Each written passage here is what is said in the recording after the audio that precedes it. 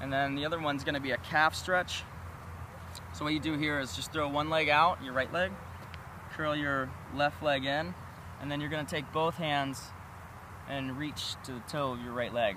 Again, you can test your flexibility out too as you're going through this course, because when you're doing this stretch, you might start out where you can't really touch your toe, but then eventually you can wrap your whole hand around it. Flexibility is the key to a lot of speed.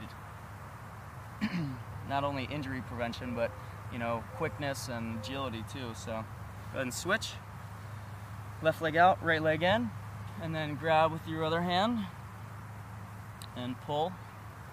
Again, you can, your flexibility will kind of increase too as your body is going to learn to, it's going to stretch your hamstring as well simultaneously as your calf, which is kind of why I like this, because I like stretching my hamstrings out a lot before I play a game. But again, just you want your body to go towards your knee, your belly button to go towards your knee. So as you get more flexible, you should be able to kind of reach around and kind of grab more of the bottom of your foot.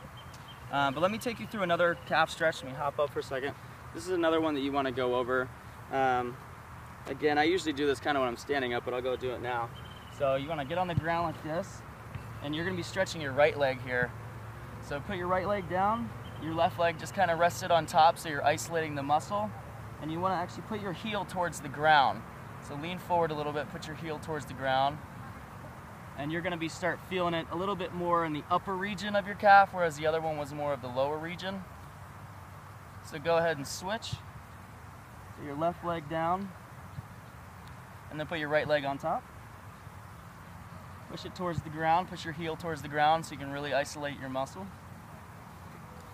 All right, so that's about it. That's about the general range of motion, the general stretching that I want to take you through that we did with my teams growing up.